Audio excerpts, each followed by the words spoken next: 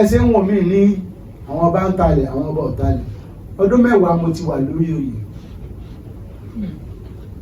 wọn ta plọ́ọ̀tì kan rí a sì máa wo agboolé lọ láti kí àwọn ọmọ ìlú. Everybody must have access to àwọn ọmọ mi gan tí ń bá mi ṣe wọn ní irú ẹ gbọ́dọ̀ máa jẹ́ kẹ́mù nínú nítorí ọmọ tí ọba tí ì dé èèyàn òun náà ni ó dé èèyàn lọ́la ó kálukú mọ bí ó ti jáde ó kálukú wò pìlẹ̀ pé kò sẹ́ńtọ́ wá láti ilé ọ̀la o ọlọ́run lọ sọ pé wà lọ́lọ́lá. Ṣèjìbádé oyè kan láti Ọ̀yọ́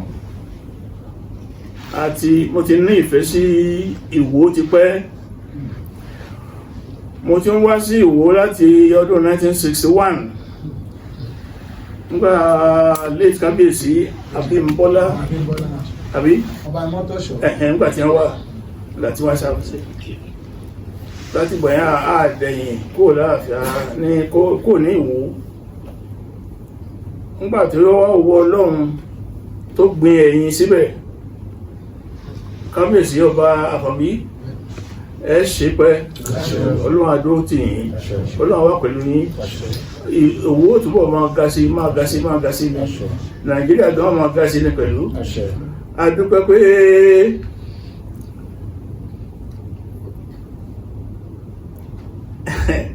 ẹ fi kékeré joyè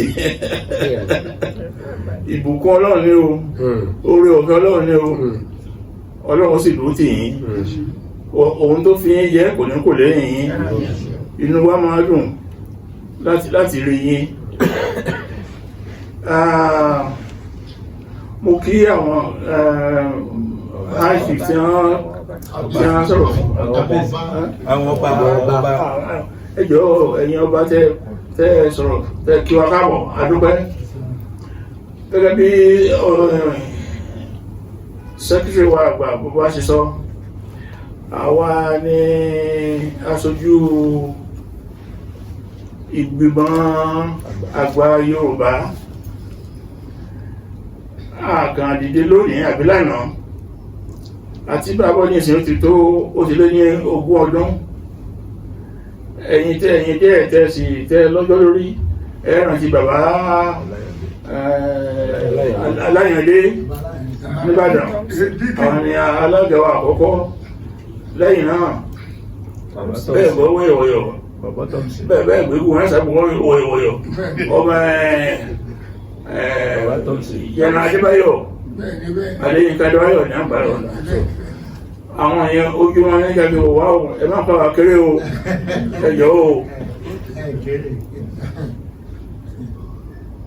Orí ọ̀rọ̀ wa ẹ̀sìn ọ̀rọ̀ wa táwọn gùn lé ni pé àgbà kìí wà nílùú kílùú bàjẹ́. So kábíyèsí ẹ ṣeun, you give me a very wide leeway. So oríṣi ọ̀rọ̀ méjì ni a fẹ́ sọ. Ọ̀kan okù máa sọ nígbà tí ìjọba yá ètí tó jẹ́ public tó jẹ́ fún gbogbogbò láti mọ̀ sí o ní pé ilẹ̀ Yorùbá ó máa ń lọ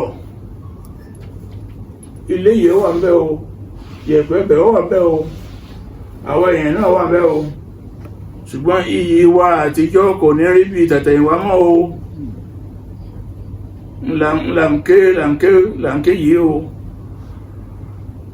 ẹ ti máa kà nínú pépà ẹ ti máa gbọ́ lórí tẹlifíṣàn àbí nínú ìwé ìròyìn àbí nínú ìwé nínú rédíò pé àwọn Ìgbò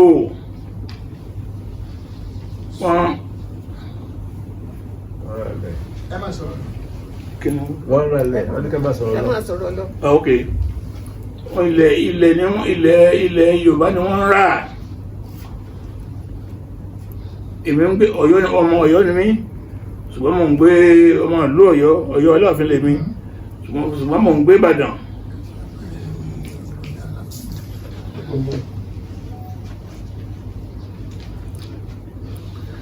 Àti wá rí òye irú idán tí àwọn àbí itú táwọn Ìgbò ń pa kò wú àwa Yorùbá, torí pé ní ọ̀dọ̀ wa, ní ọ̀dọ̀ mi ní Ọ̀yọ́, ìlú Ọ̀yọ́ gan, ó yà mí lẹ́nu tí n bá pé eléyìí kọ́ wọ́n ní Ìgbò lónìí, eléyìí kọ́ Ìgbò lónìí. Tẹ́ ẹ bá rìn ẹsẹ̀ kòkú, àwọn Ìgbò tí wọ́n ti rà yìí ti Ìbàdàn ká fi sẹ́nu ká dákẹ́ ni, nítorí pé wọ́n wá ń ṣòwò lọ́dọ̀ wa, wọ́n rówó, owó tí wọ́n rí yẹn wọ́n ò mú padà sílùú wọn mọ́, torí ìlú wọn ò ṣe é develop, ìlú wọn kò ṣe ìlú kìí ṣe ìlú téèyàn náwó lé lórí. Ọlọ́run fi gbogbo nǹkan tó dáa jíǹkí àwa Yorùbá, ìtara lọ́kù tọ́lọ́run ò sì fún wa, ìtara pé hàn báyìí lórí báyìí lárí ìjọ mi kò wú àwa àgbà Yorùbá o, torí àgbàlagbà wa. Ṣùgbọ́n bàbá ṣe lè sọ fún àwọn ọmọ wa, àwọn kéékèèké, pé àti àwa pàápàá jùlọ àwa àgbà náà, ẹ má bínú kábíyèsí, ọ̀rọ̀ tó mọ̀ sọ yìí ó tó ta bá àwọn kábíyèsí. Mo túbá ẹ dákun, mo túbá. Tí n bá jẹ́ níṣẹ́, mi ò ṣe iṣẹ́ tí a rán mi. Àwa ọba à ń talẹ̀ fún Ìgbò, àwa tá àjọba tá jẹ́ mẹ̀kúnnù à ń talẹ̀ fún Ìgbò. Bẹ́ẹ̀ bá kò ní Ìbàdàn tẹ́ fi dé 20 máìlì tó yí Ìbàdàn kó, díẹ̀ nílẹ̀ tó kù fún àwọn ọmọ Ìbàdàn. Àwọn Ìgbò wọ́n ti ra lẹ̀ tán, wọ́n sì rà níra tó pé onílé ò lè mọ̀ pé wọ́n ra ẹ̀ lọ́wọ́ òun. Wọ́n ní owó rẹ̀ fún wọn lẹ̀, àdúrẹ̀ lọ́la, àlẹ́ ọlọ́dún tí ń bọ̀, ọdún mẹ́ta pẹ̀lú àlẹ́ ọ bẹ́ẹ̀ jókòó síbẹ̀. Àwọn èèyàn wá ti gbówó, wọ́n ti bà náà owó. Ìgbò lókù díẹ̀ sí tó ń tí inú ẹ̀ ń dùn pé òun ló ní ilẹ̀.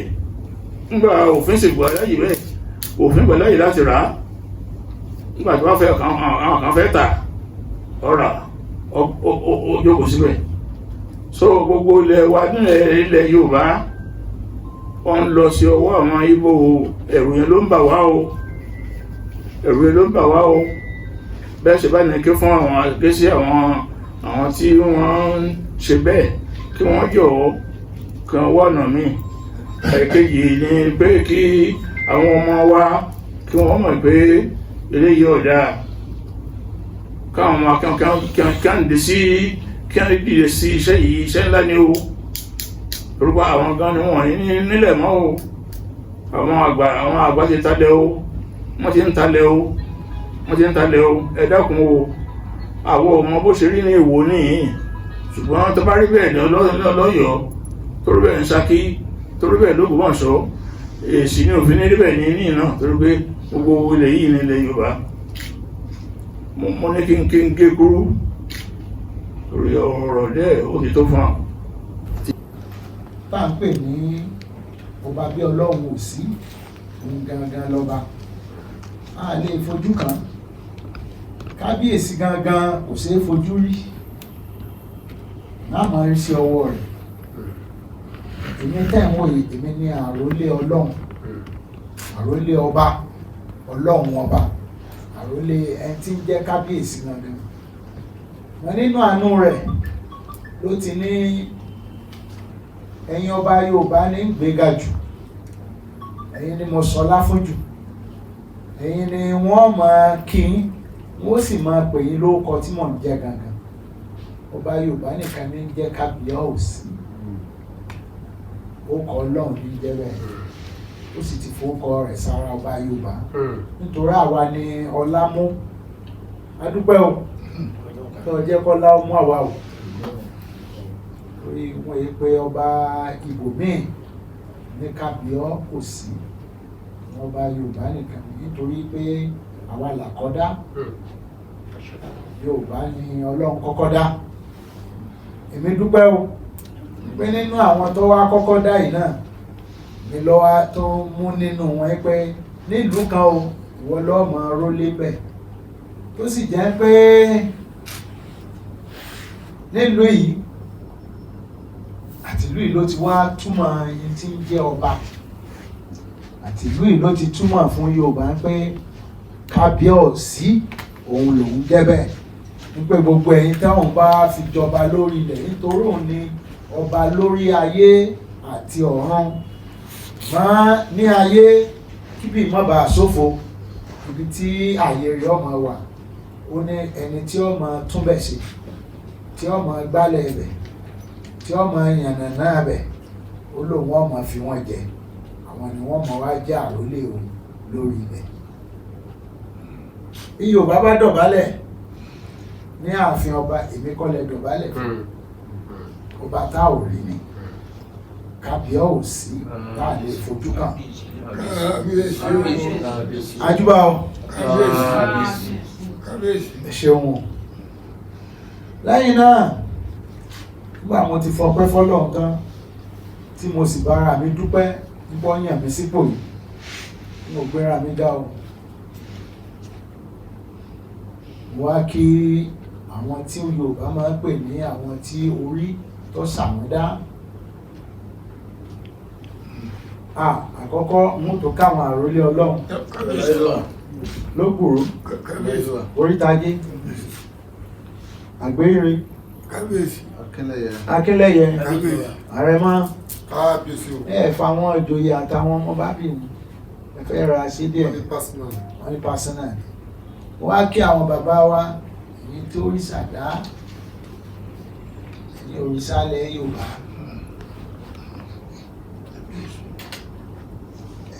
òkè yóò látòrí ààrẹ bàbá wa Jíbádé Oyèkán High Chief Oyèkán Àjíbádé òkè Ọlọ́run bá ń fún yín ní àlàáfíà tàbí àwọn àgbà wa ọ̀ṣọ́ ni ẹ jẹ́ ọ̀ṣọ́ tí ò gbọ́dọ̀ rẹ̀ dànù ẹ pẹ́ fún wa gbogbo ohun tí yóò máa fa ìsàn tó bá jẹ́ pé gbogbo eégún òbí ni tó bá jẹ́ ẹ̀ṣẹ̀ ìrìnà téèyàn ọmọ ń pẹ́ ṣe bàbá jèso èyí wá ń kan ọmọ rẹ̀ gbogbo ẹ̀ṣẹ̀ tá a ti ṣẹ̀ nínú ojú dúdú tó wá fẹ́ máa rò lórí ọmọ gbogbo ẹ̀ṣẹ̀ báyìí yóò di dáríjì kò ní fa àìsàn sára yín àìsàn tó bá ti wà ń bẹ Ọlọ́run ó bò ó kú yóò sọ yín di pípé ẹ wà pẹ́ fún wa nítorí ọ̀ṣọ́ lẹ jẹ́ o ẹ̀yin láàfin máa sọlá ẹ̀bà sí kò sí táàbì sọlá ọmọdé ò sí fi sọlá lọ títí àfi táàbà máa fi mú yan gàn ṣùgbọ́n pé afẹ́jẹ́kọ́lá máa jókòó báyìí ẹ̀yin àgbààgbà ni o akínyìn o látòrí president and the secretary which is Chief Engineer Oladipo Iwole. Financial Secretary Yalode Chief Mrs. Funlayo Jabaro. The first female graduate of Iwoland. Ẹgbẹ́ mo rí nǹkan fi sọ lára mo lè sọ báyìí ẹ̀yìn ó ẹwà bẹ́ẹ̀ she's still looking beautiful. Even gbà mí máa máa kíìsì wọn pé tí ń di ma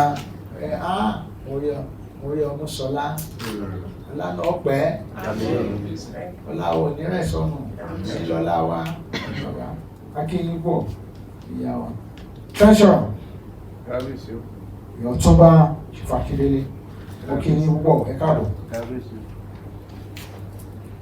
Wọ́n yàn wá Ṣàgámù láti Èkó Èkìtì, Bẹ́ẹ̀ni. Kwara, Bẹ́ẹ̀ni. Ọ̀yọ́, Bẹ́ẹ̀ni. alágbára wọn. Ṣé bàbá?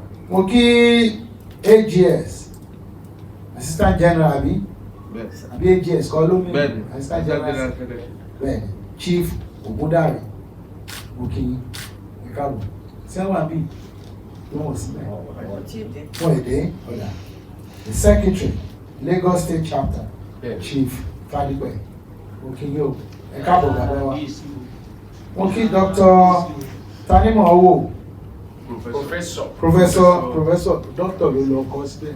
Wọ́n máa fún yẹn ní tí ìbá ṣe tiẹ̀ mo kí yín o bí ìgbà tó bá pè mí ní chief ní gbogbo dáa wọ́n máa béèrè dáadáa kó tó máa mo kí ẹ má bínú o mo pè Professor Tanimo Owo, Oyo State. Representative of Ekiti Chairman, Professor Oluwo, mo kí kí lórúkọ wọn? Chief Ajibolu. Chief Niyi Ajibolu. Mo gbọ́dọ̀ pé ẹ̀mọ́ pé Yorùbá gidi níbi. Kò sí Yorùbá tí gbọ́dọ̀ máa mà tó dáadáa. Mo kí Chief Niyi Ajibolu. The Chairman, Kwara State Chapter, Chief Abogunrin. Òkè ń bọ̀ ẹ káàbọ̀. Dr. Adekola from Oyo State, kábíyèsí Olódùmarè. Mo kí Chief Alhaji Alausa, mo kí the architect, mo kí ń bọ̀ kábíyèsí Olódùmarè. Mo kí gbogbo àwọn tí a jókòó náà, àtàwọn tí àmúkọ àtàwọn tí a ń bá wa ṣiṣẹ́. Káàbọ̀.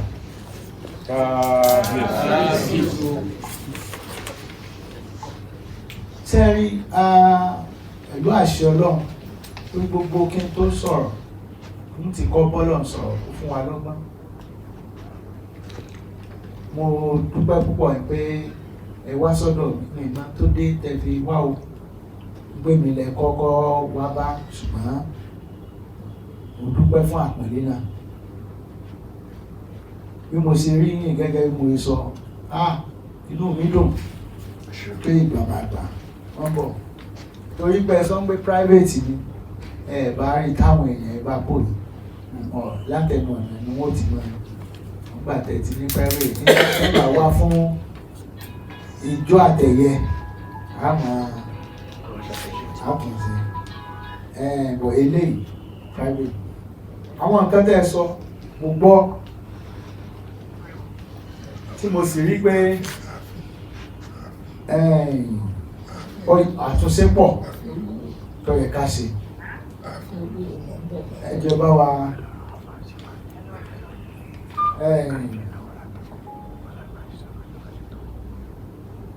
ní ọ̀rọ̀ tí àwọn Ìgbò tẹ́ ń sọ ọ̀tẹ̀ tó ṣẹlẹ̀ ní Yorùbá nílẹ̀ Yorùbá ẹ jọ̀ọ́ ìbára pa fóònù rẹ̀ àbíkẹ́ gbé sálẹ̀. Ọlọ́jà mo kí yín o. Kábíyèsí. Ẹ pẹ̀lẹ́. Ní títí ọ̀rọ̀ àwọn Ìgbò ó ti pẹ́ tí ó ti ń ṣẹlẹ̀ bẹ́ẹ̀ máa ní ẹ̀bá tó wá ń fi tí iná bá ń jó tí èèyàn bá ń da pẹtiró sí ẹnìkan bá ní ilẹ̀ Yorùbá Èkó àbíbí kan nígbà èèyàn bá ní no man's land ìdèkó pé kìí sílẹ̀ tí wọ́n bá tún yá kìí ṣèkó nìkan ní ọ̀dàmù ẹgbẹ́ Ìgbimo ẹlẹ́dẹ̀ a máa wọnú ọgbà wá ti ń kó bí kan ní ọ̀tọ̀ lóhùn bọ́ọ̀bù bàtà wá rí ó yẹ̀ mí lẹ́nu pọ̀ pé àwọn àtàn táwọn kan sọ ńlẹ̀ Yorùbá nílà àwọn èrè tó wà ní Èsì àtòwòrò àwọn tí àwọn àbẹ̀ lé ni wọ́n ṣẹ̀ kó lọ ọbẹ̀ ni wọ́n bá àwọn nǹkan yẹn bẹ̀ mọ̀ ibi téèyàn ti di iyọ̀ ìyẹn mìíràn pé there was a presence of Abraham and Lot ní èsì gbogbo ilé ayé láti wò káàkiri gbogbo lèèyàn ti di iyọ̀ rí ilẹ̀ Yorùbá nìkan láti ní Kwara bí tẹ́ ti wá níbo lẹ́yìn ti wá bàbá wa Alábìíní. Ẹgbẹ́ ibo ní Ìfẹ́lódùn. Ìfẹ́lódùn ní mẹ́mẹ́sì ẹ́ Dáadáa. ibẹ̀ ni first museum ní Nàìjíríà wa lónìí ìlú sì fi hàn kẹ́lẹ́ bá àmọ́ ẹgbẹ́ orí ìrùn ilé ayé kò sì sí ìlú tó ní irú àlùmọ́ọ́nì ta ni. À ń ṣàlàyé táwọn Ìgbò wà lọ́tọ̀ wọ́n ti ń ṣe tipẹ́ mọ́ táwọn kò sígbà táwọn Ìgbò ṣẹ̀dílẹ̀ ju lẹ́yìn ogun lọ aggressiveness ti wọn láti establish ilẹ̀ wọn lọ́wọ́ wọn máa jà sí ìjà burúkú ni wọ́n jà sílẹ̀ tó yẹ pé ní táwọn ń ṣe bí ayé lè ṣe lọ́dọ̀ wọn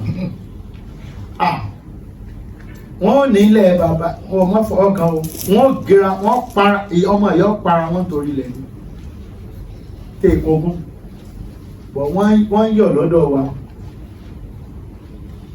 ẹsẹ̀ ń gbọ́rọ̀ Ìgbò nísìn nígbà táwọn èèyàn gbọ́rọ̀ Fúlàní dìde ń jọ sí mo sọ fún yín mo ní bẹ́ẹ̀ ṣe ọ̀nà àbáyọ wà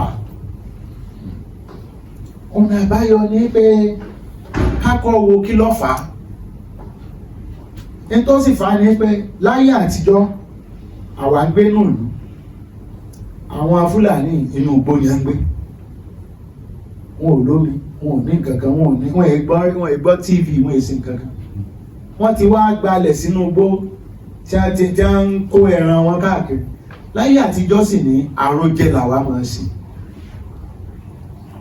àròjẹ irú àgbẹ̀ tá à ń sìn Fúlàní ti wá gba ogun wọ́n ti fi gbogbo wọ́n ti fi màálù wọn wọ́n ti fi ń jẹ káàkiri ní ìsìn ayé ti wá lajú kí ló pẹ̀ ti dé kí ló dé ní ìsìn katakata ti dé katakata tó lè bó ilẹ̀ 100 kilometers téèyàn ó sì ṣe àgbẹ̀ ayé àtijọ́ kìí ṣe irú àgbẹ̀ yẹn téèyàn ẹni tí sì ti ń gbébẹ̀ ti pẹ́ sẹ́yìn pé yóò ti ara ẹ̀ ti balẹ̀ bí ìgbà tó yẹ pé ilé òun tábà wá lọ tẹ́ ẹ bá fẹ́ fi katakata lọ bẹ̀ nísìnyí yóò wá pè wọ́n màálù tó ń sìn bó o ṣe ń ṣe kìí ṣe bíi tàtijọ́ mọ́ ẹ jẹ́ ká mú kọ̀ọ̀kan nù wọn ẹ jẹ́ ká mú wọn lọ sí ṣẹ́ǹgbọ́ bàbá wa ẹ jẹ́ á mú kọ̀ọ̀kan nù wọn ẹ jẹ́ á mú lọ sí sùkúù tàbí ibi tí wọ́n ti ń ṣe ranching tuntun nítorí wọn ò kàwé ẹ jẹ́ kí wọ́n rí bí wọ́n ṣe ń ṣe ti ìgbàlódé tí màálù ò ní máa káàkiri nítorí àwa ti ní ìdí ilẹ̀ wa nígbà mechanized farming dé sẹ́yìn pa ní ìdílé wa ní ìsìbẹ̀ àwọn èèwọ̀ ní ugbó tẹ́lẹ̀ àwọn ní ẹ̀wà ní ugbó kò ì sí bàbá wa kan ẹ̀yin bàbá wa náà mọ̀ kò sẹ́ni tí ọ̀mọ̀ ẹ̀pá àwọn Fúlàní ti wà lọ́dọ̀ wa tipẹ́ ewu nǹkan tẹ irú ìwò nísìn kìí ṣe ìwò nìkan tẹ nǹkan gbogbo rágbérí Èjìgbò Ẹdẹ gbogbo ẹ̀ Fúlàní ti ń bẹ ní over 600 years ni àwọn ènìyàn tó mú àwọn tí Fúlàní Mali tí wọ́n tó mú Islam wá ní most of them ọmọ ìlú tí ẹ ti wá mọ́ Fúlàní Ìlọrin ṣe Fúlàní wọ́n ṣe láti Sókótó most of them wọ́n ò lè sọ Fúlàní náà àwọn ìtọ́ wà bí wọ́n ò sọ Fúlàní wọ́n ò sọ nǹkan ju Yorùbá ní ọ̀bà Hausa so bàbá wa ní ìdílé wa ẹ sọ fáwọn Fúlàní a ti ní ìdílé wa ẹ wá mọ bí wọ́n ṣe ń ṣe màálù ní ìsìn abẹ́gbọ́ bí wọ́n ṣe ń ṣe màálù ní ìsìn ó ti jẹ́ kí ni ó ti di ranching ojú kan náà ni ó dúró sí ó nídìí láti lọ káàkiri tí a bá ṣe bẹ́ẹ̀ fún wọn gbogbo ìjà àwọn Fúlàní àti Yorùbá àti àwọn Benue ẹ̀gàn yóò dàdúró. Tábàdé ń pa gidi ẹ̀rí Fúlàní ó nífẹ̀ẹ́ màálù jọmọ rẹ̀ lọ. Bẹ́ẹ̀ni o. Nítorí oúnjẹ kan tó nínú ó ti wà nínú bó ti pẹ́, kò ní tọ́ílẹ̀tì, kò ní kinní kan, ibi tó ń choose láti gbé nu business rẹ̀ ní tó mọ̀ nù. So ìbálàáfíà ó ṣe wà wọn lè ní máa wá. Ó dẹ̀ sọ fún wọn, ẹ má jẹ́ ká sáré, tẹ́ ẹ bá sọ pé sáré lọ sọ pé a ti ní ìdílé wa ká sì sáré bọ́ sí. Èèyàn ọba lé tẹ́nàntì gan kò ní èèyàn fún notice. Èsì ti pàtí ìkúkú ni ká jọ ṣe. Àwọn ọmọ Yorùbá mi sì ti tàn mọ́ Fúlàní ẹ̀sẹ̀ ń wò àtijọ́ fẹ́ra wọ́n ti fẹ́ra wọn. Wọ́n ti fẹ́ra wọn o. Ọkàn yín gbé ọbẹ̀ bá Fúlàní mi jà. Yóò ní ìyá mi Fúlàní náà àbí bàbá mi Fúlàní. Ẹ̀ẹ̀kan rí tí agbẹ̀yìn bẹ́bọ jẹ́ yóò wà náà àwọn tá à ń kó jọ. Àfi kí a sọ fún Fúlàní pé ranching ló wà ní ìsìn. Kádẹ̀jẹ́ kọ́ ọmọ tí ń jẹ́ ranching. Kíjọba àpapọ̀ kí wọ́n ṣiṣẹ́ lórí ọ̀rọ̀ àwọn Ìgbò àti ń pa náà wọn. Ẹsẹ̀ ń wò mí ní àwọn ọba ń talẹ̀, àwọn ọba ò talẹ̀. Ọdún 10 mo ti wà lórí oyè. Wọ́n ta plot kan rí. 1 plot. Ó gbójú kúrò mẹ́rin. Ẹsẹ̀ mẹ́ 100s of millions ní ọ̀tá. Àbí ìyálóde? Ilẹ̀ kú àbí ẹ̀wà nù. Ẹ̀yin ọba. 1 plot. Torí tó lódùmarè sọ fún mi nígbà mo débẹ̀, wọ́n máa ń tẹ̀lé ń tọ́lọ́run wọn bá ti sọ ni. Kìí ṣe téèyàn bá sọ o. Sẹ́yìn pé ogun tẹ̀ ń gbọ́ níbí rẹ̀ kìí ṣe nǹkan tí èèyàn ti máa gbọ́ tẹ́lẹ̀. Nǹkan tẹ́ tó lè bá wa tún ròyìn pé ṣé tòótọ́ ni ọba yìí sọ àbí rọ́. Òótọ́ lè kóró ẹ̀yin làgbàgbà o. Ọmọdé ni máa ń parọ́ o. Àgbà ti mọ̀ ẹ́ pé kí ni ń filẹ̀ fún ọmọ wọn. Ṣé rọ́ ni mo fẹ́ filẹ̀ fáwọn ọmọ? Àbí kí n sòótọ́ fún. Àwùjalẹ̀ sòótọ́ fún Yorùbá. Ó tó lọ. Lọ ń fò ọ̀run rẹ̀ Síkírù Adétọ̀nà. Ọba nù. Ọba tí ò fi irọ́ tí ò parọ́ fọ́mọ Yorùbá. Tí ò fi gbàgàbọ̀ kan mú. Tí ò fi gbàgàbọ̀ kan mú. Kìí sì ṣe pèsè ń sọ. Síkírù Adétọ̀nà ọmọ gbáyé lọ́ba. Ọ̀run rẹ̀ rẹ̀ bọ́ba dọ̀rùn kò sọ̀run rẹ̀. Síkírù Adétọ̀nà Àwùjalẹ̀ ti lẹ̀ jẹun. Ọba ni èèyàn ṣe 65 years lórí ẹ̀mẹ́pọ̀lọ́ sáà. Ẹ ṣe jù bẹ́ẹ̀ lọ bàbá. 65. Ẹ ṣe jù bẹ́ẹ̀ lọ. Kẹ́hìn wá léèyàn rọ́bà. Káwùjalẹ̀ ọgọ́ta lé márùn-ún kéèyàn ṣe lórí oyè. Kẹ́hìn wá ní ọmọ kọ̀lákìsà tó pọ̀. Kéèyàn ní òní experience. Kéèyàn ní kọ́ ó ti mọ dọ̀fóró ọmọ gbogbo ẹ̀. Ọmọ ta gbọ́dọ̀ yọ tí ń bàṣà jẹ́. Gbogbo tí bá ti ń bàṣà jẹ́ ṣẹ́rẹ́ mi. Èmi gbà pé Islam kọ́ ló ní ọba, Christianity kọ́ ló ní ọba, ìṣẹ̀ṣe sì kọ́ ló lọ́ba. Torí ìṣẹ̀ṣe priest wọn ni babaláwo, oníṣègùn àdáhùnsí. Christian priest wọn ni reverend, prophet, pastor, bishop. Islam imam àtàwọn afáàn.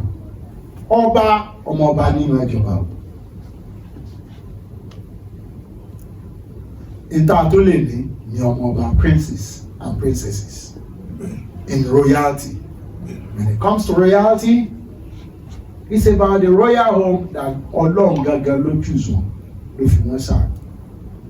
Ó fi àwọn bàbá wọn sàrólé lórí rẹ̀. Tí ẹ̀ bá rájọ́ ọmọọba, wọ́n lè gbé àwọn nǹkan yẹn wá ṣùgbọ́n àwọn kan ní ẹni ipò ọba. Ìtorí ẹ̀ lọ́nà ni wọ́n fi ààyè ọba sọ́wọ́ àwọn governors. Tábàdẹ̀ ti ní governor ní ọmọ èèyàn, that's constitutional. Anything tó bá ti go against constitution, I will not be part of it. orò tá a bá ti ń ṣe láyé àtijọ́ tí ò bá bá constitution mu I will not be part of it. Pé orò kan ò fẹ́ rí yàn president gan ò lè sọ pé òun ò fẹ́ rí èèyàn president of Nigeria ò lè sọ pé òun restrict àwọn èèyàn tí ìbá ṣe gba COVID ní káwọn èèyàn mọ́ bọ̀ ń pẹ́ ní orò kan wà tí ó mọ sọ pé tá à ń ṣe lọ́dọọdún tí ó ní òun restrict ìyàwó mi àwọn ọmọ tí ó ní kọ́bìnrin má jáde kọ́kùnrin má jáde orò tí ò bá ti fẹ́ àwọn èèyàn tó ń gbé nùlú ọkùnrin àtobìnrin tó ọba wa ti fẹ́ rí ẹran nìkan ló lè rí ọ ṣe law against pé kí ẹran kọ́ mọ̀ rí o kí mẹ́ẹ̀ abo àtakọ àbí àwọn eégún kan wà wọn fẹ́ robin àwọn akẹ́ni kan wà wọn fẹ́ rí abo ẹran ọbẹ̀ rí abo ẹran o wọ́n rí lórí Facebook. obìnrin sì kọ́ wọn rí lórí Facebook. ọbẹ̀ ẹran abo ẹran ọbẹ̀ rí ẹran àtakọ mọ́ èèyàn nìkan èèyàn ní sì ń gbénú ní ayé tá a wà yìí orò tí ọba ti fẹ́ rí èèyàn níbo ni ká gbé lọ ẹja modify yẹ máa lọ ọnù gbò èèyàn ní gbèlú ibi téèyàn ọba ti gbé gbogbo ẹgbẹ́ tí ó ní ká máa fi èèyàn rúbọ mẹ́rin ní sékéni mẹ́rin ní báwọn ṣe mẹ́rin sí nínú secret cult kankan why because secret cult is the bane of cultism among youths. Tẹ́ bá ti ń gbọ́ àwọn ẹgbẹ́ òkùnkùn yẹn tí àtàwọn ọba ń ṣe àwọn ni wọ́n ṣe atọ́nà fáwọn ọmọ tí wọ́n ń dà lóru nìsín tá ń pè àwọn ní cultist ẹ̀yẹ ayé mí sí nínú ẹ̀. Freedom. You want to give Yorubas the freedom. Àwa Yorùbá ló yẹ ká lajú jù kí wọ́n lóde tá a sì ń ṣe nǹkan tí kò bá ìgbà òde òní. Bó la ṣe máa sọ pé a wà ní 2025 àṣà tó ẹ̀gbọ́n ló dáa jù wọ́n máa nífẹ̀ẹ́ Yorùbá o. Àṣà wa ìṣe wa bá a ṣe ń ṣègbéyàwó bá a ṣe ń kó mọ àmàlà wa nìkan là ń jẹ àwa nìkan lálámàlà. Àmàlà dúdú. Pẹ̀lú ọbẹ̀ ẹgbẹ̀gì bó sì ṣe láfún ni táwọn Ẹ̀gbá abẹ́yìn kọ́ lẹ́ni láfún táàtù fi a lè fi gbẹ̀gìrì àti láfún yẹn mọ̀ dá ní Ìjẹ̀bú láfún lọ́ba àmàlà dúdú gan lè try ní ṣùgbọ́n mẹ́yàn bá fi láfún gbẹ̀gìrì àbùlà.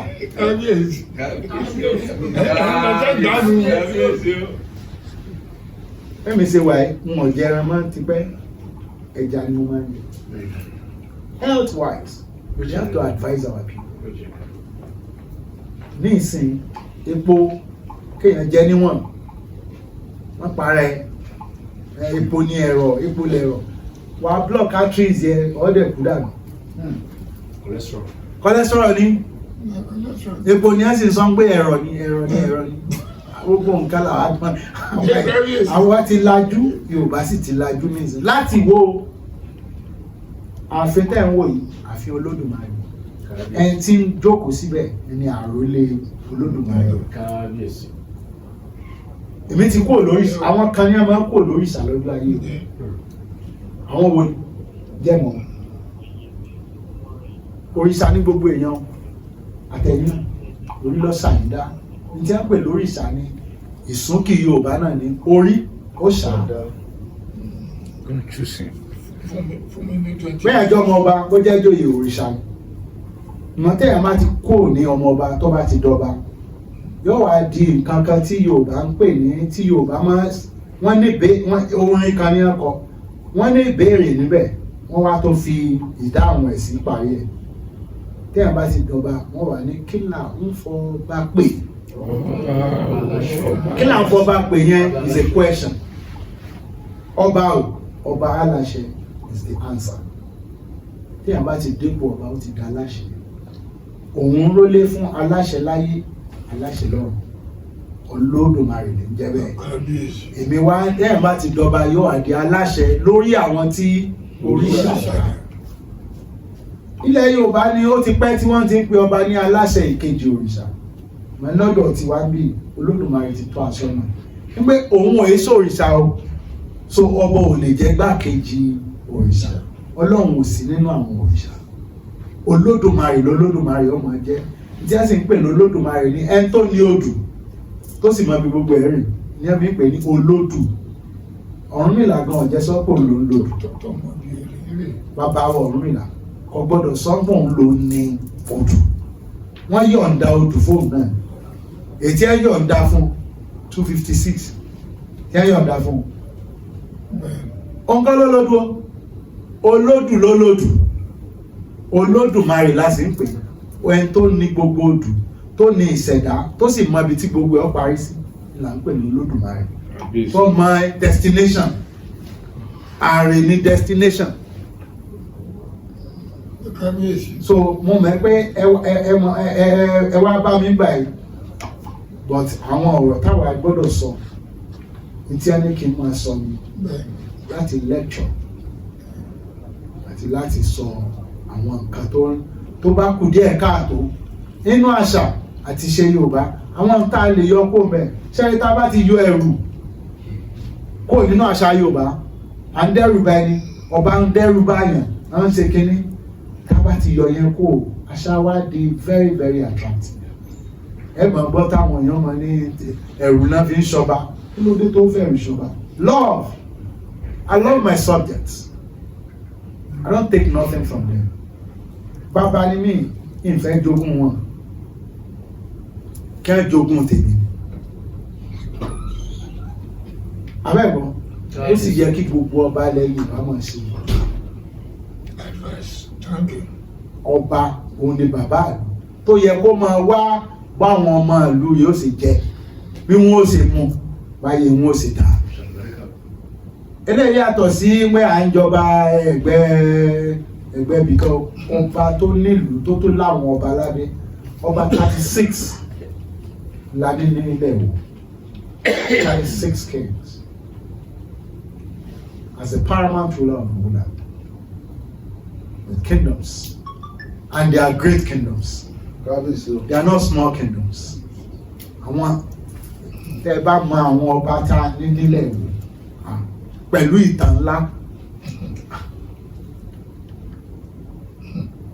àwọn ológun tá a ní nílẹ̀ wò pẹ̀lú ìtàn ńlá tó ń gbé ńgbà tí Yorùbá tí gbogbo ilẹ̀ Yorùbá tó fẹ́ dàrú ológun wa ran ilẹ̀ Yorùbá lọ́wọ́ Ògúnmọ́lá Ìwó ni olóògbé kẹrí lójú tẹ́ bá ń gbọ́ Ìbàdàn Ògúnmọ́lá Ìwó ni ẹ̀yìn kúlé ìdílé lélẹ̀ wọn ẹ̀yìn kúlé Báṣọ̀run Ògúnmọ́lá Báṣọ̀run títà ní kó tó dé mọ́ lọ́wọ́ Ìwó ni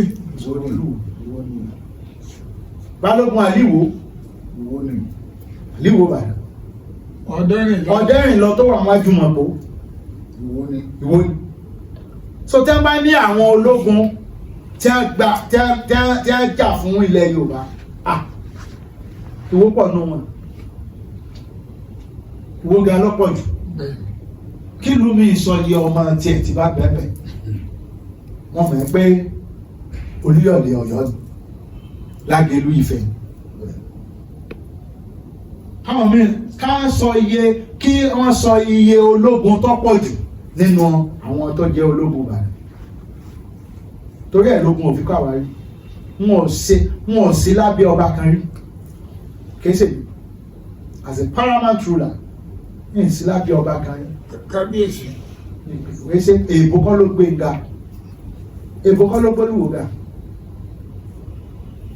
from inception mi sí lábẹ́ ọba kan rí ní Olúwo ẹ̀yìn sàṣàkọ́lẹ̀ fọba kan rí ogun ọ̀wọ́ bíi ibi tó dé gan Aláàfin Mákù tí ogun bá kó gbogbo ìlú nígbà tí ogun ń jà ní 19th century kọ́pọ̀ ẹ̀yin bàbá wa tógun bá ká alágbára mọ́ Ìwó ni yọ sàwá Aláàfin Mákù Ògèdèngbé agbógun gbòòrò nísà bẹ́ẹ̀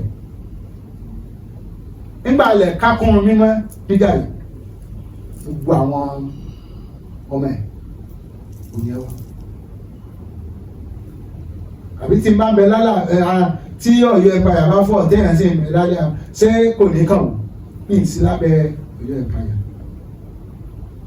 bẹ́ẹ̀ I was not there wọ́n pẹ́ lẹ̀ tẹ́ bá wo mo lè fún yín mo lè send ní máàpù Ọ̀yọ́ Empire ìwọ ọ̀gbọ̀dọ̀ síbẹ̀.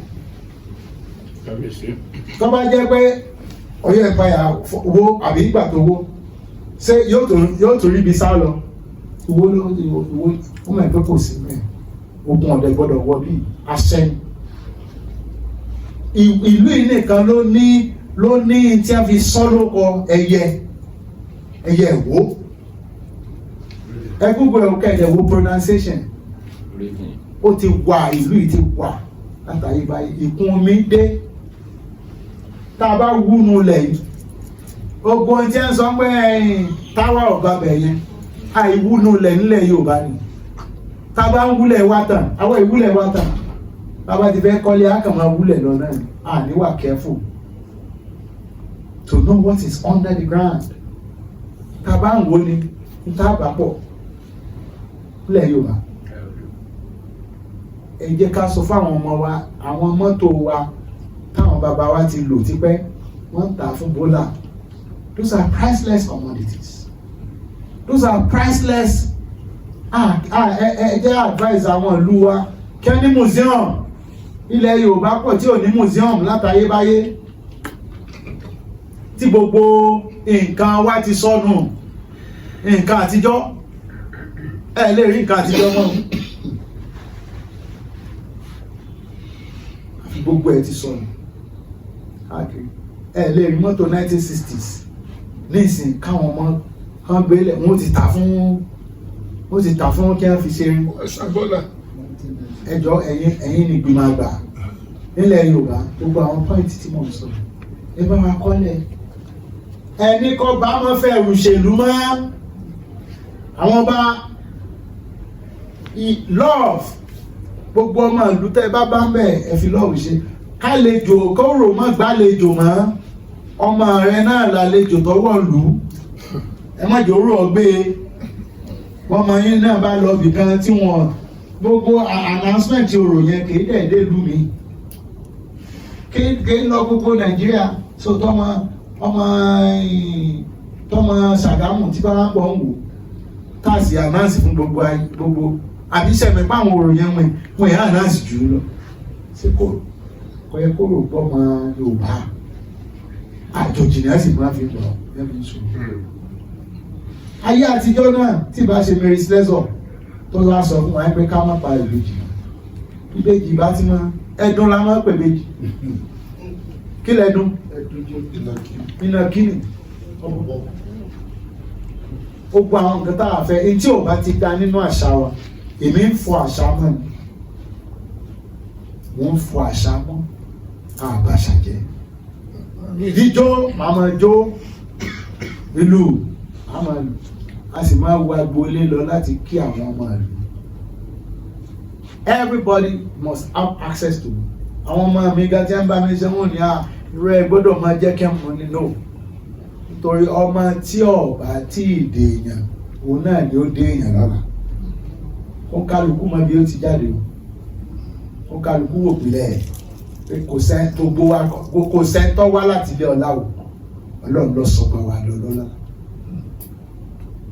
àwọn tí a kọ́ ìjọba gan láyé àtijọ́ Dáfídì ẹni Dáfídì ebi dáadáa tí ọmọ rẹ̀ wá di Sùláìmánà náà wá di tí a ní ọlọ́lọ́lá láyé lọ́nà tá ní bàbá rẹ̀ tẹ̀sí dáadáa kó kálukú lọ wò pilẹ̀ ọba ìlú tí wọ́n bá ti yàn wọ́n yàn lólórí ìlú. You are not a religious ruler. Bàbá wa ẹ jókòó. We are not religious rulers. I'm not in charge of ìṣẹ̀ṣe. Babaláwo ni kó máa ṣiṣẹ́ṣe. Kí imam kó máa ṣe church, kó máa ṣe mọ́ṣáláṣí. Kí pastor kó máa ṣe church. But if I force ìṣẹ̀ṣe kan lórí ọba ilẹ̀ Yorùbá, not this time. It is a religion and it is not acceptable to the palace. kógun ọ̀ká ti mix ẹ̀wọ̀n palace ààfin Olódùmarè nìtìá tẹ́ ẹ̀ bá ẹ lè mí ní kẹ́ ẹ má wá o tó bá bọ́ tó bọ́ ń lé yín o lè wá ológun lè wá kí mi oníṣàngó lè wá kí mi èmi ò bìlíìfù ní nǹkan tó bìlíìfù wọ́n mọ àwọn bàbá mi mo sì gbé àwọn bàbá mi ga èmi á máa ṣàdúrà fún Ṣàngó á máa ṣàdúrà fún Ògún á máa ṣàdúrà fún Bàtálá ṣùgbọ́n kèé ṣe èyí tí ń pààyàn o tẹ́yìn ní pààyàn kèé sì ṣe ìtẹ́yìn ń da ògógóró lé lórí kèé ṣe ìtẹ́yìn ń depo lé lórí mi kì í disrespect àwọn bàbá tiwa I honour them I pray for them kí n lè bá a máa ṣàdúrà fẹ́yìn náà kí n máa ṣàdúrà fún kí n máa ṣàdúrà fún yín káwọn ọmọ tèmi náà kí ẹ lè máa ṣe kí ni fún ẹ káàbọ̀ mo kí yín o mo kí yín o mo kí yín o ẹ̀yin bàbá mo kí yín o ẹ kú àbọ̀ ọ̀nà yín jìnlẹ̀ ti wá mo dúpẹ́ mo dúpẹ́ o mo mọ̀ lóore o nípa ẹ̀dìdé torí Yorùbá ẹ̀dìdé ẹ wo àwọn bàbá wa ó lọ ń ṣe tún àlàáfíà òde fún yín ni o àlàáfíà dandan bẹ́ẹ̀ ni láṣẹ Ọlọ́run dandan ní ẹgbà ẹ ní fàìsàn lògbà ẹ dìde ẹ máa rìn dáadáa ẹ tí dàgbà you are still young I still want to see you you are young yeah mi náà very young I love her so much bẹ́ẹ̀ ṣe wọ̀ yìí bàbá wa mo dúpẹ́ o nítorí ẹ̀yin great people you are here engineers architects lawyers all professions wọ́n ipò iná lọ jẹ́ káwa lè gbárù ní láì tó bá jáde wálé Àkànbí ìpè gbà ẹ̀ láì kábíyèsí mọ Olódùmarè ló gbà ẹ̀ láì kábíyèsí Ọlọ́run ló gbà ẹ̀ láì kábíyèsí bẹ́ẹ̀ sì ṣe débì wípé bí ilẹ̀kọ́ wa gbogbo ń tẹ́ ẹ bá débì Ọlọ́run ti yanjú ẹ̀ ààfin Olódùmarè lẹ́wà yìí ìmọ̀ bẹ́ ẹ ṣe wèé pé ìbẹ̀lẹ̀ ẹ̀kọ́ wà o má fi Ọlọ́run lédè ìmísí gbogbo ohun tí ẹ sì bá débì gbogbo ohun tẹ́ ẹ bá wá ẹkún tó bá yín débì ntẹ́ ẹ̀fẹ́ mọ́nú ayé yín tó bá yín débì ẹ bá ṣe ń jáde kò ní bá yín jáde ẹ wà máa jáde sínú ọlá ẹ máa jáde sínú ayọ̀ ẹ máa jáde sínú òyì àgbà yín yóò dálẹ̀ àwọn ọmọ yín ò sòye àwọn ọmọ yín ò láyọ̀ gbogbo ègún tẹ́ ẹ̀ máa ń pa ẹ̀ ègún wọn adíran ègún tẹ́ ẹ̀ máa ń pa ẹ̀ ègún tí àwọn bàbá ti sẹ̀ nígbà yé dúdú ọ̀pọ̀ o ẹ má rò pé ọ̀pọ̀ o nǹkan ṣẹlẹ̀ láyé àtijọ́ o tí ọ̀bọ̀dé ò sí mú o gbogbo orú ẹ̀ṣẹ̀ báyìí ẹ̀ṣẹ̀ ìrandíran ẹ̀ṣẹ̀ ègún ìbí níbi ilé ìyàwó ni ilé ọkọ ni ilé aya ni ilé ìyàwó ọmọ gbogbo orú ẹ̀ṣẹ̀ báyìí ó di ìdáríjì gbogbo ègún Ọlọ́run parẹ́ lórí yín lórí ọmọ yín lórí aya yín lórí àwọn ọmọ lórí ọkọ Ọlọ́run pè ní rẹ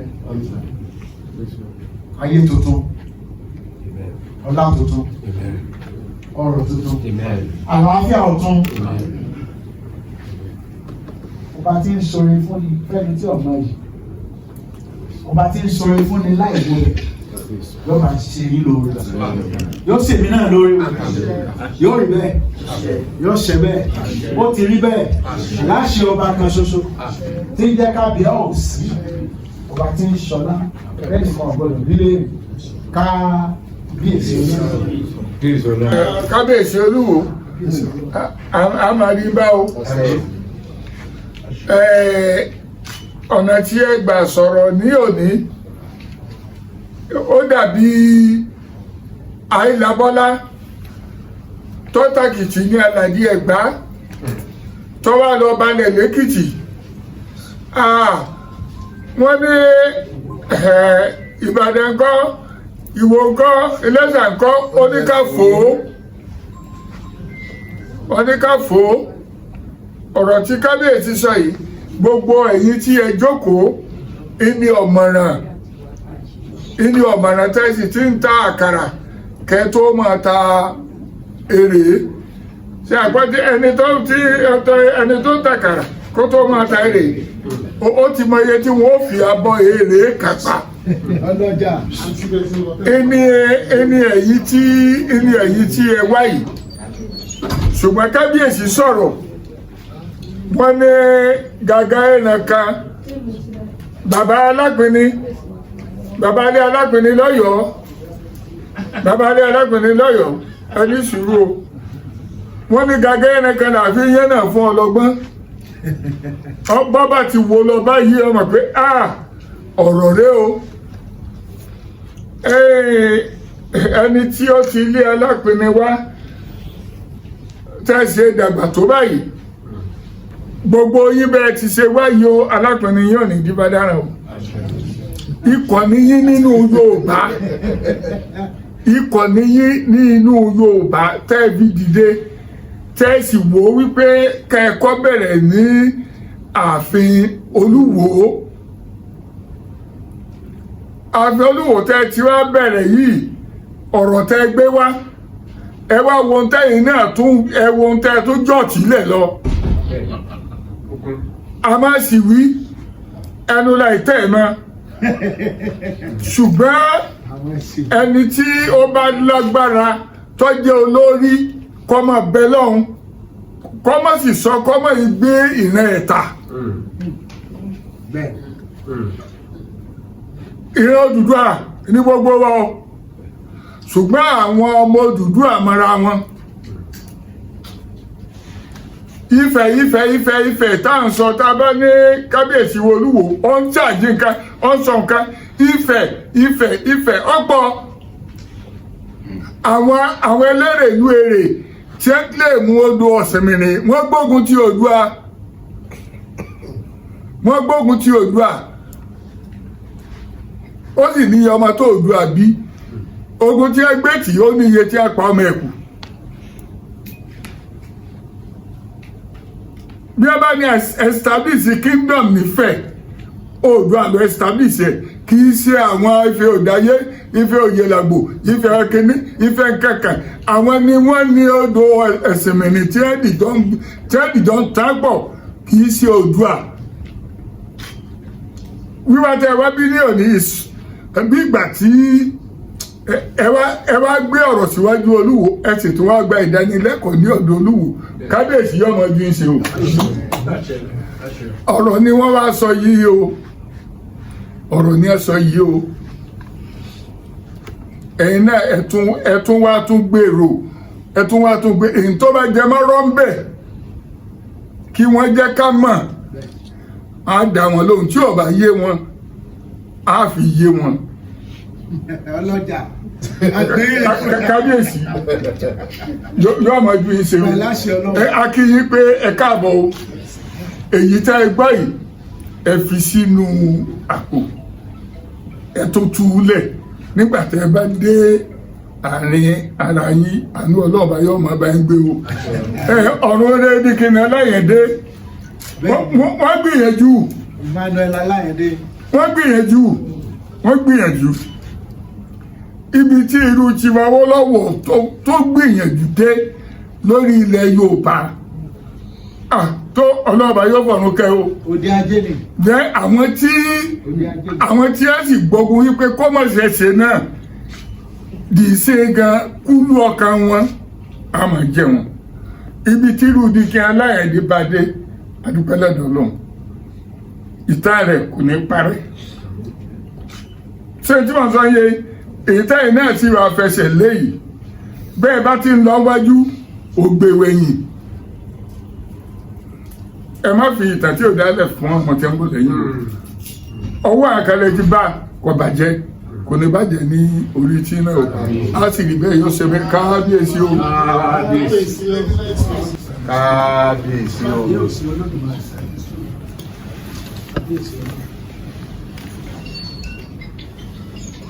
nígbà tí ò sí àsìkò tó bẹ́ẹ̀ jù bẹ́ẹ̀ lọ àkókò ìgbà kan máa wà tí ọ̀rọ̀ wà tí ò ní sáyé ìgbà mìíràn wà ààyè wà kò ní sọ̀rọ̀ ṣùgbọ́n èyí tí agbọ́lọ́dọ̀ yín lónìí agbádùn yín púpọ̀. bẹ́ẹ̀ ni kábíyèsí bàbá wa ní òtún fi kún lọ́wọ́ péréte tí wọ́n sọ agbádùn yín púpọ̀ ẹ sì pòwe fún wa owó ń sì yé wa. alákàrà ti rìn. wọ́n sì ní súnmọ́ ni èèyàn àgbààgbà lé wíwẹ́ àmọ̀ sí ẹ̀mí èèyàn gbókèrè ní ìnìkan kọ́ èèyàn ní àwọn gbókèrè tí ó kù díẹ̀ káàtó àwọn bí ẹ̀ bá súnmọ́ ẹ̀rọ àwọn pé àṣẹ nǹkan ju nǹkan lọ gbádùn yín púpọ̀ ẹni tí ó bá súnmọ́ yín kò ní mọ̀ sí yín má wà súnmọ́ yín àmọ̀ sí yín àtọ̀ wá àtọ̀ mọ́ wá ẹ̀yin náà láti máa bá ní ọ̀rọ̀ tẹ́ sọ àwọn aṣẹ́ kan wà wájú wa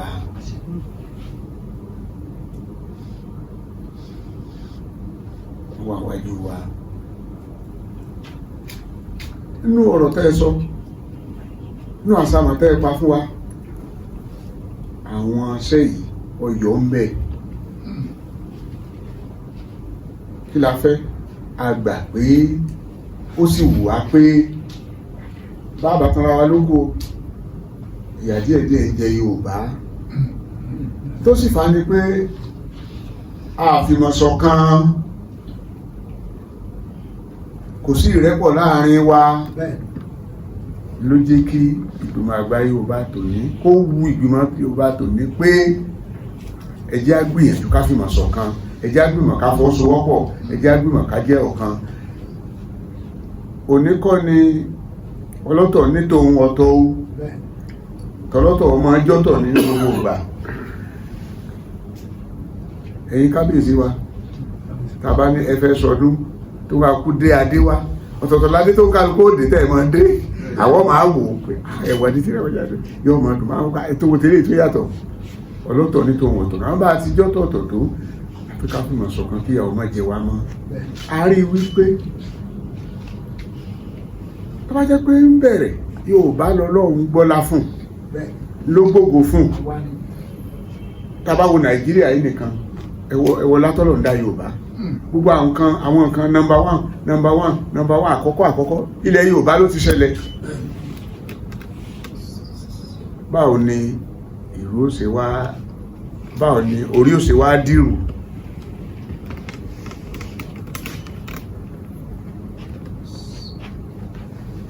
oúnjẹ wá lójú a sì gbà kó ṣeéṣe káwọn àṣìṣe kan wà àwọn èèyàn rò pé nígbà tí jáde nílẹ̀ Yorùbá táwọn àgbààgbà bá dìde ni kò ní débi ó dé yìí o Yorùbá ò ní rẹ̀yìn o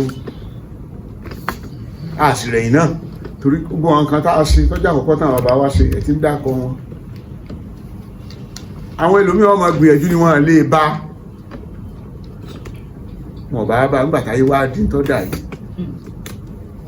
tí orúkọ wà ń gbẹ̀yìn iṣẹ́ yọ omi wà ń tẹ̀yìn wọ ìgbín síbẹ̀ sí káàró ní bàbá kábíyèsí ó yẹ kí àwọn àgbàgbà wà foríko nípa àwọn ọmọ gbọ́dọ̀ jókòó ní ìjókòó à ń fẹ́ ìṣọ̀kan Yorùbá ìyẹn wà nù project tó wà níwájú wa a sì owó tẹ́ sísọ gan ti kódà ara wa balẹ̀ bá ti mú kọ̀ọ̀kan bẹ̀ láwọn pé ó sì yẹ kó rí nù yóò sì rí bẹ́ẹ̀ a máa wá o ẹ̀yin náà láà máa bá o èmi rò pé ọ̀rọ̀ kan ọ̀pọ̀ tó jù bá ń lọ. The personality of the Oluwo of Iwo, Oba Abdulrasheed Akanbi, and because of his beliefs in the level of his belief in our culture and in modernity.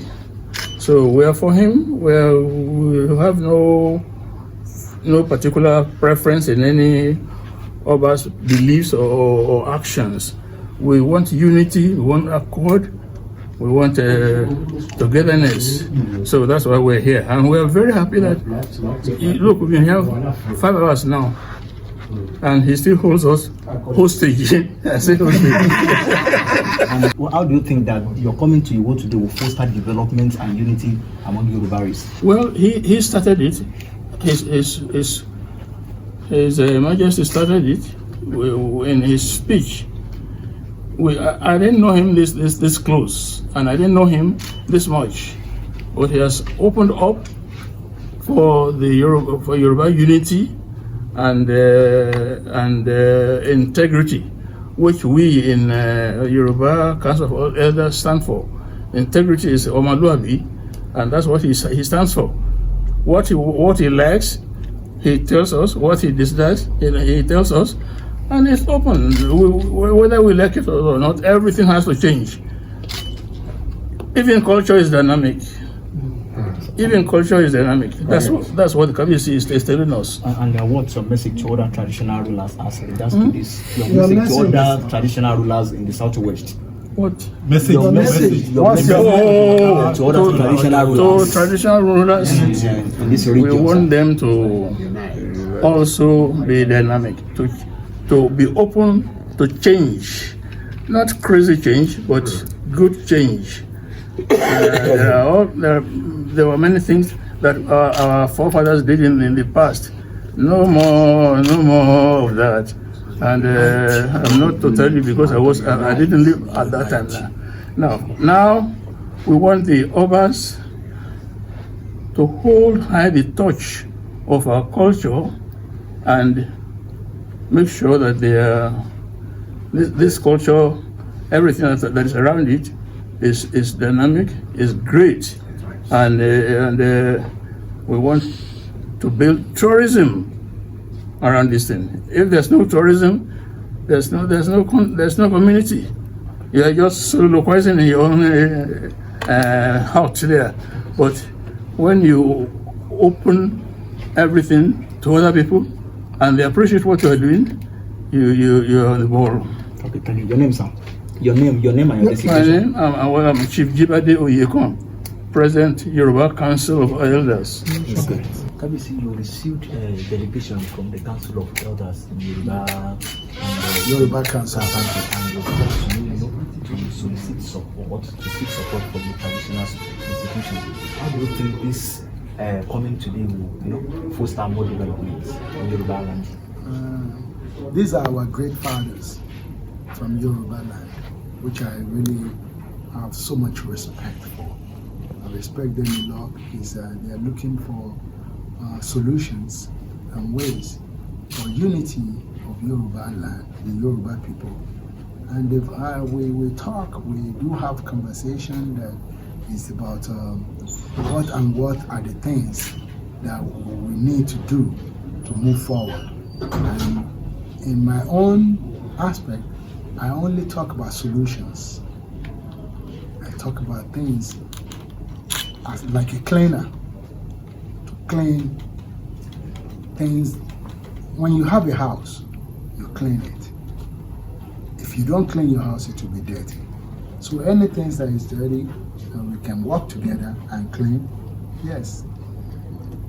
And to make our culture, our people, the more dynamic we are as Yorubas. We are very great people, excellent culture, great people. And I'm really proud of the Yoruba Council of Elders for taking their time to come here, for us to deliberate, for them to know me, and I know them too. It was a very great moment. We spent time together, and we were all happy at the end of the day. This is a great news. This is a great time, and a great news for Yoruba land. And it's an happy day for us. And this is the start of a good thing. And I believe Yoruba land and Nigeria beyond will be more prosperous. And what's your message to all Yorubas? both home and diaspora? We should all know that culture is dynamic, and we shouldn't be static, and we should think about ourselves in terms of love for each other. My throne is about love to my people. I love them so much. I love the Iwo people. I love the Yoruba people. I love Nigerians as a whole. And this is how we can move together. In togetherness, there is strength. We cannot become giants without being together. And this is what God bless you all.